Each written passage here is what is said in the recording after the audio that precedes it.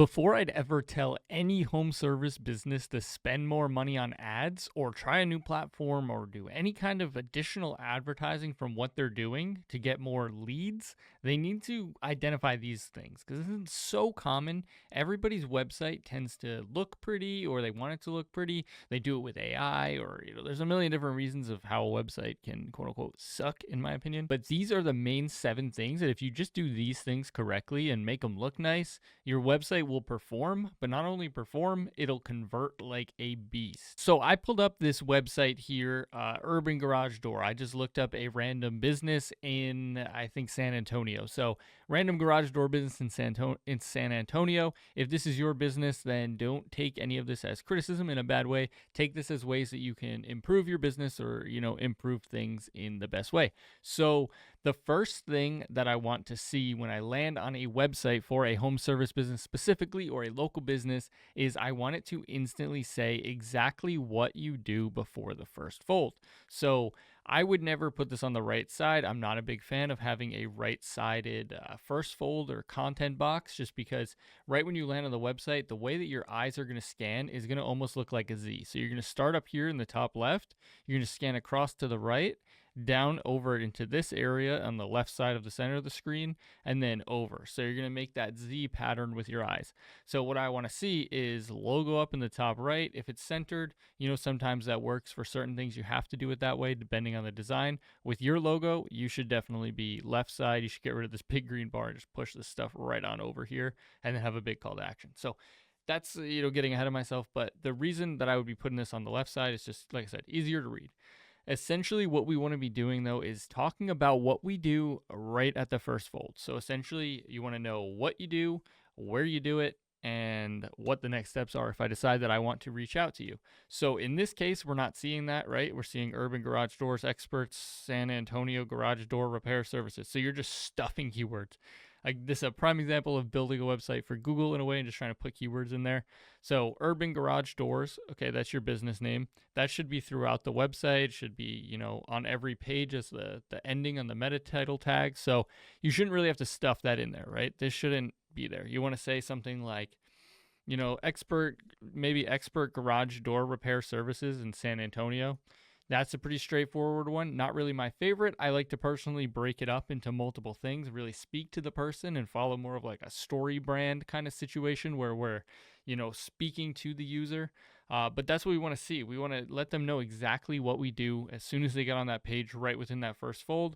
So you kind of do it because you have garage doors and garage door and repair and services in San Antonio. So you kind of have all the boxes, but you could, if you just reformatted this website, like there's a lot of good things going on with this website. If it was just reformatted better, this website would probably convert like 10x or something crazy. So the next thing that I want to say is a CTA that actually engages the user and you can't miss.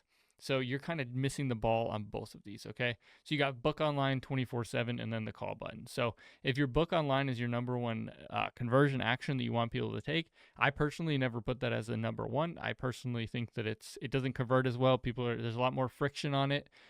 Plus, you don't get a basic lead or any data off of them before. So for me personally, I tend to stick with, not doing booking online, tend to use a form and then send them in and then a thank you page. That's besides the point. You have the same color here for this green button as the top logo, as the top bar, as this text here and the text below it, right? So what happens there is your eye sees all that and it just blends right together. Like the person that lands on this website is going to scan quick, and then they're going to, if they don't see what they're looking for right away, they're going to be off to the next guy who is probably going to do the thing right. So what I'd like to see is the book online button, if that's your main call to action, to be the only thing that has a specific color. If you're going to use that green, then you obviously don't want to use it in the top bar and use it here and whatever. Typically you find like a third color, like maybe it's like red and green or whatever, and then you have like the bright red button. You want it to stand out and make it so you can't miss it, and you want to say something, like book your garage door repair, or like book your repair now, book your repair online, something like that. That's more call to action based rather than book online 24/7. It just feels like a statement and not like a call to action. The third thing, which this website is actually pretty much 110% missing, is going to be having some trust signals right with the call to action. So all you have to do is just put a little thing down here that says like, a Google logo with like I don't know, 4.8 stars, whatever, and then some little star icons and say however many reviews on Google. The reason for that is because this is where someone's about to take action, right? So if someone's going to be moving forward to the next step, that just kind of can push them over the edge and just say, hey, this is actually a real company that is trusted. So you need to have that trust signals throughout the website, but that is a really important spot to put it. Now, when you click onto their actual online booking here, we're going to see what we get.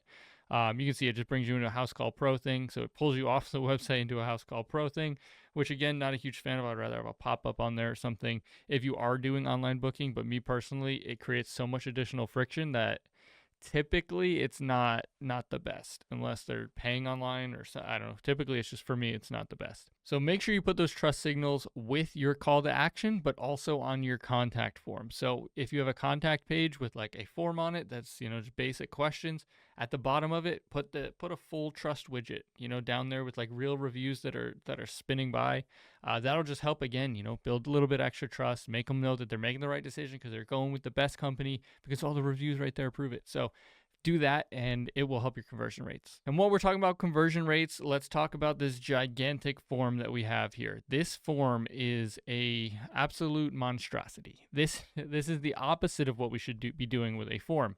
For you as the business owner, right? This is coming from somebody who's been doing this and understands from your perspective why I would want this, right? I understand that you want all of this information because for you, it's going to make your job easier. The problem is you need to flip that 180 degrees and you need to make it all about what is easiest for your potential customer, right? Not even your customer, your potential customer. Because at this point, they're just reaching out to you to be a lead. And if they're on your website, there's a chance, right? There's an opportunity. There's a percentage chance that they are actually going to fill out a form or contact you. So we want to increase that chance as much as possible. So how do we do that? We add trust, we remove the friction, things like this, right? So this form is going to create so much friction.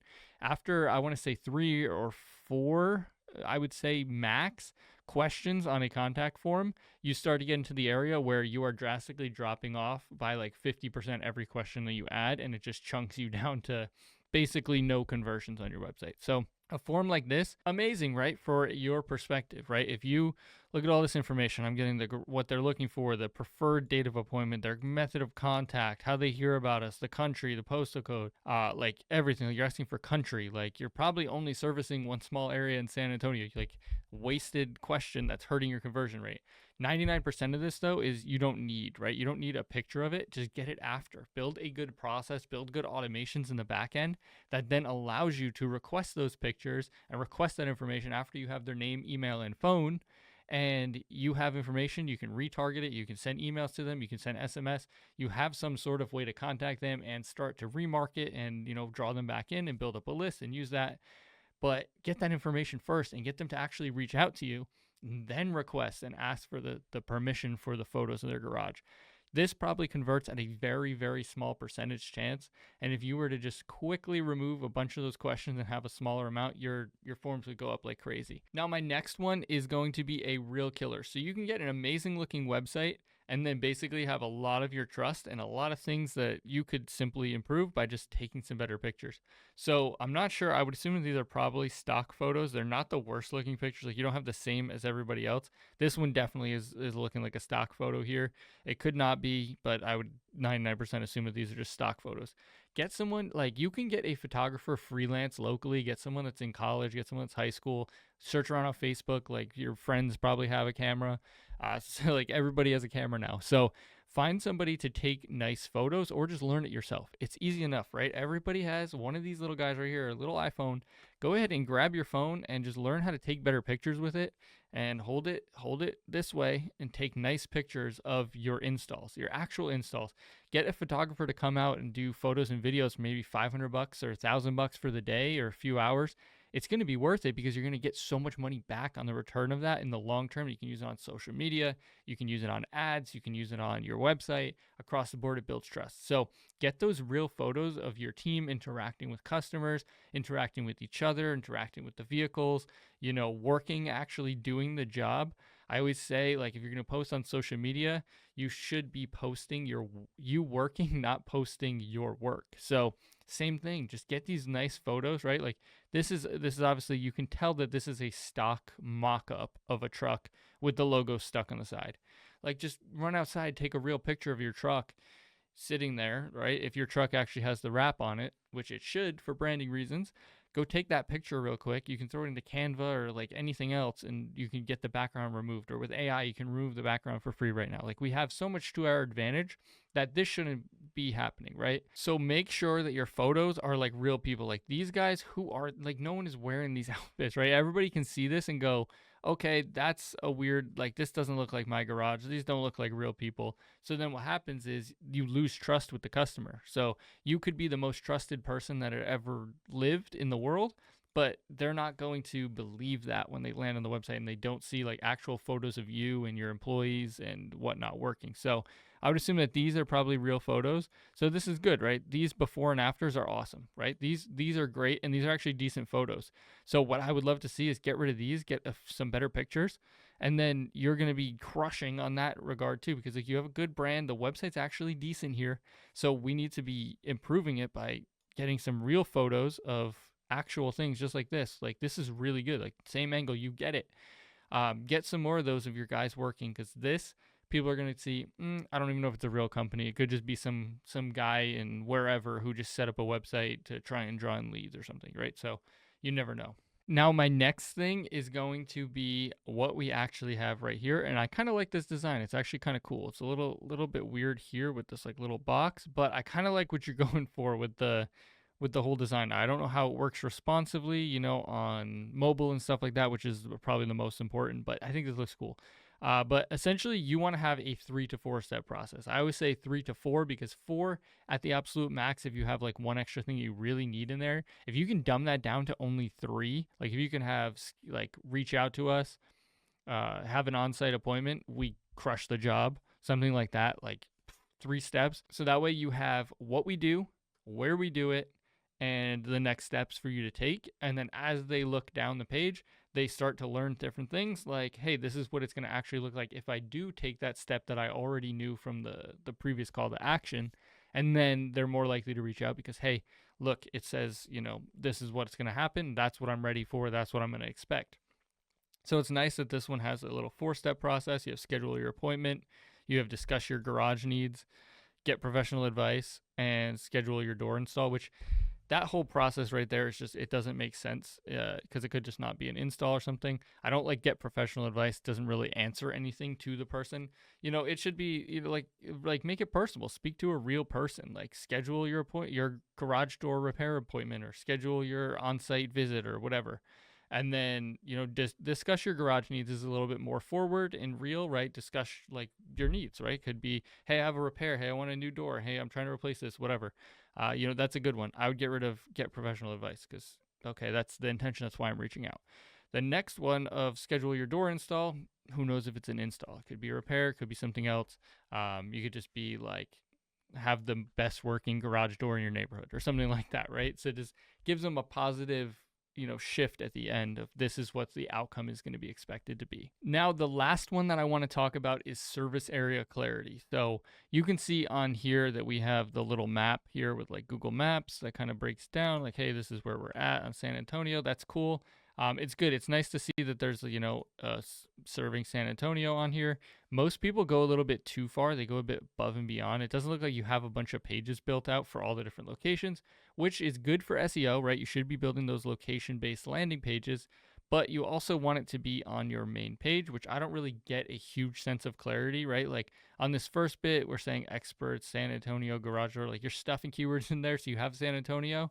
I would much rather see a more simplified page that really funnels for that conversion. Like you don't need all this. You can make it so much better for the user. But in this situation where it's saying like San Antonio garage door repair services, right?